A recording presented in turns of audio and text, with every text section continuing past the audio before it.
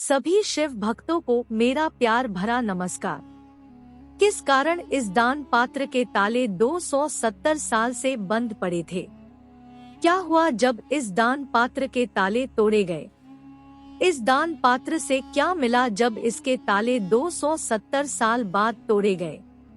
इन सभी सवालों का उत्तर आज आपको इस वीडियो के माध्यम से मिलेगा। आज सभी रहस्यों से पर्दा उठेगा।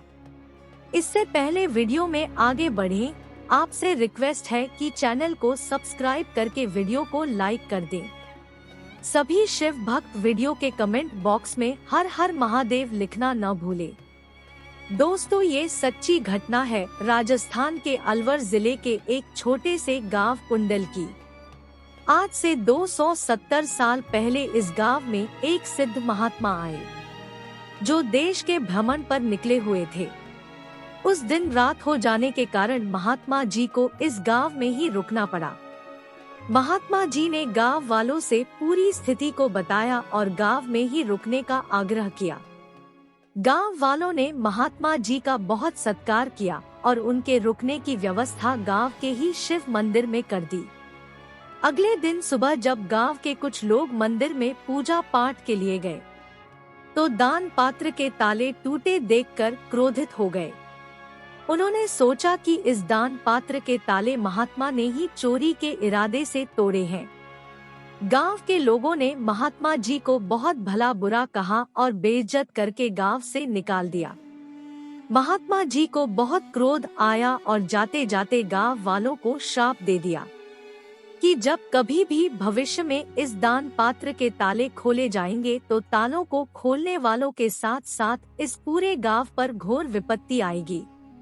उस विपत्ति से न कोई बूढ़ा बचेगा और न ही कोई बच्चा। सभी को मेरे अपमान का हिसाब देना होगा। श्राप देने के बाद वो महात्मा उस गांव को छोड़कर चले गए। बाद में गांव के लोगों ने उस दान पात्र में रखे दान का हिसाब किया तो पाया कि दान पात्र से कुछ भी गायब नहीं था। गांव के लोगों को अपनी गलती का एहसास और पछतावा हुआ। पूरे गांव की पंचायत बुलाई गई और महात्मा जी के श्राप से बचने के लिए उस दान पात्र के ताले हमेशा के लिए बंद कर दिए। साथ ही साथ उस मंदिर को भी हमेशा के लिए बंद कर दिया। गांव के सभी लोग भयभीत थे और अनिष्ट की आशंका में कोई भी गलती नहीं करना चाहते थे। धीरे धीरे 270 साल बीत गए और मंदिर व दान पात्र बंद ही रहे। एक रात की बात है जब पुलिस से भागते भागते कुछ लुटेरे इस गांव में छुप गए। उनका पीछा करते करते पुलिस भी गांव में पहुंच गई। पुलिस ने पूरे गांव की नाकाबंदी करके एक एक घर की तलाशी ली, लेकिन वे लुटेरे कहीं नहीं मिले। पुलिस को गांव से बैरंग वापस लौटना पड़ा। लोगों को नहीं पता था कि लुटेरे छुपने के लिए मंदिर में ताला तोड़कर घुस गए हैं। लुटेरे मंदिर में इस दान पात्र को देखकर खुश हुए कि पुलिस से भी बच गए और मंदिर का खजाना भी हाथ लग गया। लुटेरे धन के लालच में दान पात्र का ताला तोड़ देते हैं। उन्हें नहीं पता था कि ये कोई साधारण दान पात्र नहीं बल्कि एक शापित दान पात्र है। ताला टूटते ही दान पात्र से एक नाग निकलता है और लुटेरों पर विष की वर्षा कर देता है। उस विष की जलन से लुटेरे अंधे हो जाते हैं और उनका शरीर भी झुलस जाता है। लुटेरे जोर जोर से चिल्लाने लगते हैं और इधर उधर भागने लगते हैं। मंदिर से आ रही चीख पुकार सुनकर कुछ लोग वहां पहुंचते हैं। मंदिर और दानपात्र का ताला टूटा देख सभी के पैरों तले से जमीन खिसक जाती है। को 270 साल पहले दिए गए श्राप की याद आती है, जो उन्हें गांव के बड़े बूढ़े बताते हैं। गांव के लोग सबसे पहले उन लुटेरों को पुलिस के हवाले करते हैं और वापस से उस दान पात्र के ताले बंद कर देते हैं। दान पात्र का ताला टूटते ही गांव वालों पर भी विपत्ति का पहाड़ टूट पड़ता है। गाय और भैंस दूध देना बंद कर देती है और खेतों की फसल सूख जाती है।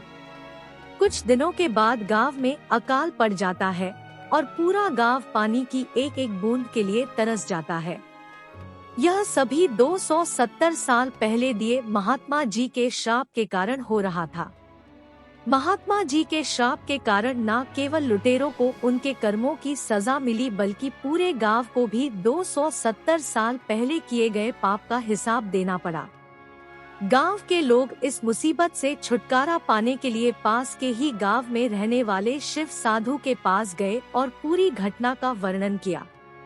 शिव साधु समस्या को सुनकर ध्यान में लीन हो गए।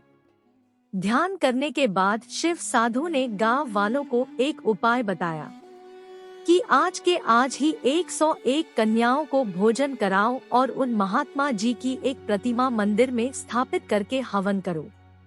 पूरा गांव ऐसा ही करता है।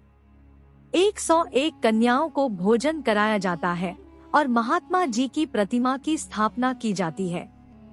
कन्याओं के भोजन करते करते ही उनकी समस्याएं दूर होने लगती है और पूरे गांव में खुशी की लहर दौड़ पड़ती है। महात्मा जी की प्रतिमा के सामने किए गए हवन के बाद गांव पहले जैसा समृद्ध हो जाता है। उस गांव को 270 साल पहले दिए गए श्राप से मुक्ति मिल चुकी है। उस शिव मंदिर में अब हर वर्ष शिवरात्रि के दिन मेला लगता है और हवन किया जाता है। लोगों में आस्था है कि इस दिन मंदिर के दर्शन से खेत में फसल अच्छी होती है और दुधारू पशु अधिक मात्रा में दूध देते हैं। साथ ही साथ महात्मा जी की प्रतिमा के पूजन से आँखों और त्वचा से जुड़े रोग ठीक हो जाते हैं। इस घटना के बारे में आपके क्या विचार हैं? आप हमें कमेंट बॉक्स में जरूर बताएं। वीडियो को लाइक करना और चैनल को सब्सक्राइब करना ना भूलें। आप सभी को हर हर महादेव और नमस्कार।